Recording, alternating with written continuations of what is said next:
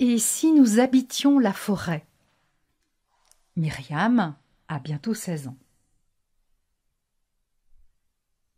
Le drone survole la canopée. L'automne dans toute sa splendeur. Le flamboiement des cimes bercé par une légère brise. Ondulations dorées jusqu'aux rouges les plus vifs. Rien à signaler. À part un milan noir qui s'est égaré, tout va bien. La canopée, qui s'étend de la Vantsenau-Robertso à Illkirch-Neuhof, est saine. Myriam a presque hâte de voir les températures un peu descendre et vivre sans feuillage pour, enfin, deviner un bout de ciel bleu-gris entre les branchages. Lors de la longue saison chaude, les forêts apportent une fraîcheur inestimable. Elles forment une coupole dense de verdure. Myriam finit par souffrir de claustrophobie à l'approche de novembre, juste avant l'arrivée des pluies. Myriam va bientôt fêter ses 16 ans. Elle a toujours connu cet horizon vert, la forêt, où qu'elle regarde. Sa grand-mère, Héloïse, née en 2000, lui raconte comment était Strasbourg avant de se transformer en forêt urbaine. Elle illustre ses récits avec des photos sauvegardées sur son assistant personnel. Parfois, Myriam regrette que sa grand-mère soit une pionnière et qu'elle ait choisi l'aventure des premières maisons dans les arbres de la forêt de la Robertso. Elles vivent toutes les deux dans une maison construite par un architecte danois vers 2025. Une maison autonome énergétiquement. L'architecte était un adepte du biomimétisme, une inspiration scientifique du vivant.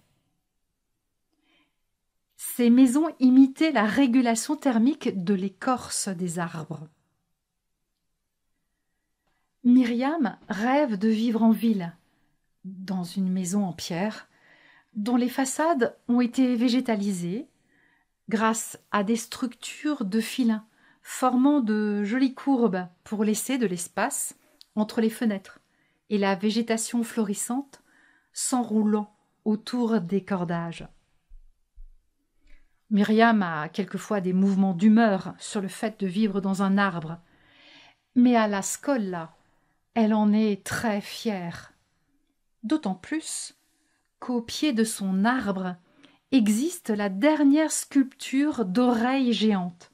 Petite, elle s'y cachait. Aujourd'hui, elle joue le guide quand elle invite ses amis à visiter le parc de sculptures. La dernière acquisition est un hommage aux abeilles, dont les derniers spécimens ont disparu l'année précédente. Un artiste local a construit une ruche avec ses alvéoles de couleur miel, dans lesquelles il a cultivé des fleurs, des ophrys abeilles, d'une délicatesse à couper le souffle. La communauté de la forêt de la Robertso est encore en négociation avec la ville de Mulhouse pour troquer les abeilles contre des chevaux.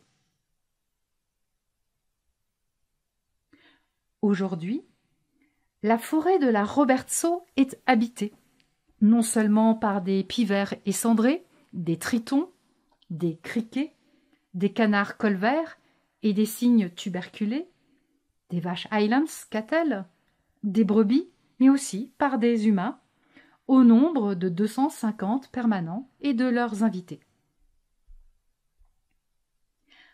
En dehors des îlots d'habitation dans les arbres, reliés par des passerelles en hauteur, les activités ont lieu sous la protection des arbres. La forêt de la Robertso est dédiée à l'éducation des enfants de 3 à 16 ans. la forêt de la Wanzenau aux sports, la forêt d'Illkirch-Grafenstaden aux soins. Les forêts urbaines de Strasbourg sont dédiées à la détente, aux fêtes et aux concerts et bien entendu à l'habitation. À l'extérieur de la coupole verte se trouvent 3 types de champs. Les champs de panneaux solaires, les champs d'éoliennes et les cultures sous serre d'avocats, kiwis, mangue, grenade, orange et citron. La circulation dans la ville libre de Strasbourg, qui s'étend du nord au sud entre les 2 forêts, et à l'est à la limite du Rhin et à l'ouest à la colline de Mittelhausbergen-Mündelsheim, se fait principalement à vélo et à trottinette, et bien entendu à pédalo et canoë. Les voyages intercités se font principalement à vélo, à bateau sur les canaux et en train transvillage. Myriam a appris les mathématiques, les sciences de la vie, en construisant des abris et des passages pour les animaux, en observant la nuit les étoiles filantes dans des hamacs suspendus au plus haut de la canopée, en observant les îlots de prairies, puis en faisant des expériences scientifiques simulées sur ordinette dans des roulottes aménagées high-tech. Elle avait aussi, dès son plus jeune âge, développé son sens de la coopération et de son intelligence émotionnelle. L'école, dans la forêt, comme découverte de la vie, des interrelations, des écosystèmes. Toutes les disciplines y trouvent leur place. Myriam n'a jamais quitté Strasbourg. Elle voyagera, si elle le désire, à la fin de ses études, pour des séjours longs, à moins de 100 km, puis de là, à nouveau, à moins de 100 km. Pour l'instant, elle voyage et rencontre des personnes étrangères à son monde physique dans un monde virtuel parallèle, le Meta We World. Dans ce monde, elle s'appelle Soria. Elle est agent de Greenpeace, une organisation non gouvernementale qui lutte contre les dérives terracides, atteintes aux vivants, prédation sur l'eau, trafic de matières premières rares qui devraient faire partie des communs. Soria est une guerrière aguerrie aux arts martiaux, au maniement des armes et aux techniques d'infiltration. En ce moment, elle est en mission à Montréal, dans Monasphère, un jeu écologique de télé-réalité oublié sur l'île Sainte-Hélène. Dans Monasphère, les habitants sont dépendants des algues pour se nourrir, se soigner, se vêtir. Les algues sont malades, et les habitants n'ont plus que quelques jours de réserve. Soria y a été envoyée par Greenpeace pour comprendre pourquoi une entreprise transnationale, Busard, prédatrice de matières premières, est mêlée à ce jeu. Héloïse et Myriam ont un contrat moral. Myriam ne vit dans le Meta We World que 4 heures par jour. Le reste du temps, elle étudie et prend soin de la maison dans les arbres. Elle s'occupe de contrôler la qualité de l'eau et d'alimenter les toilettes sèches de sciure et de coupeaux de bois. Elle joue avec le chat qu'elle a recueilli il y a quelques mois. Elle dorlote le blob de sa grand-mère dans sa boîte de pétri. Héloïse avait fait partie des 10 000 apprentis scientifiques qui avaient étudié les effets du changement climatique sur le blob, cet organisme unicellulaire de couleur jaune qui n'est ni une plante, ni un champignon, ni un animal, et qui déteste la chaleur. En cette saison, Myriam a pour mission de cueillir des raisins de vigne sauvages, de ramasser des noisettes et des noix, de capturer des sauterelles et des criquets pour les déguster caramélisés. La réglementation est très stricte sur la quantité prélevée pour respecter les équilibres. Myriam tous les matins se rend à pied à sa scolla, située dans le château de Pourtalès. Sa journée commence par de la méditation et du yoga respiratoire. Elle a choisi pour le mois à venir de participer à un atelier de conception de recyclage des méga-déchets dans l'atmosphère et au-delà. Aujourd'hui, malgré la combinaison du solaire, de l'éolien, de la géothermie et de l'hydraulique, du nucléaire, l'exclusion des hydrocarbures, malgré la recherche de baisse de consommation d'énergie en renonçant à la voiture, au déplacement en avion, au transport de marchandises lointains, à l'éclairage public, à la climatisation, les besoins restaient mondialement considérables. Le fait de limiter les voyages, de travailler à domicile ou à proximité de chez soi est compensé par un flux vertigineux d'informations, de communication, d'objets connectés, de stockage d'images en 8G, de big data, le tout relié à des foultitudes de satellites qui ont prodigieusement pollué le ciel. Vers 2025, les premiers vaisseaux nettoyeurs automatiques ont été mis en service. Mais le coût était tel qu'en dehors de quelques effets d'annonce, personne ne voulait payer. En 2068, des tonnes de satellites obsolescents étaient tombés, et cette fois, pas dans un désert ou dans l'océan, mais sur New York.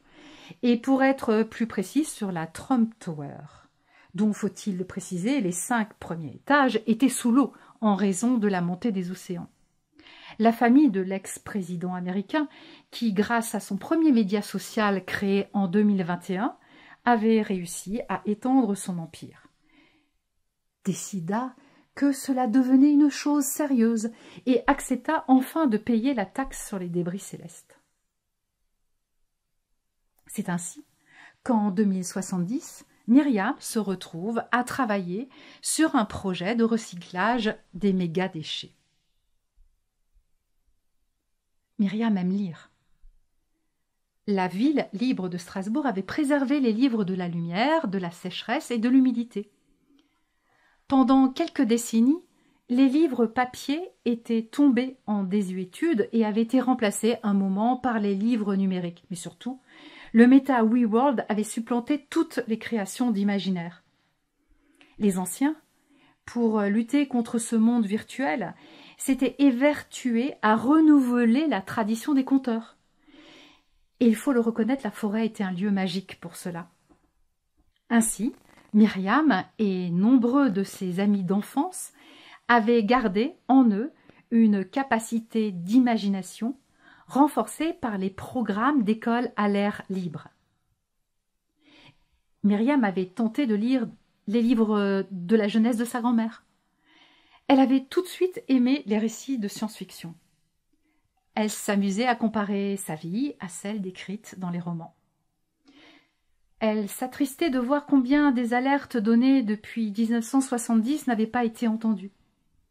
Elle avait conscience de vivre dans un havre de paix, qu'ailleurs, dans certaines zones du monde, la migration climatique avait provoqué des guerres, des désastres.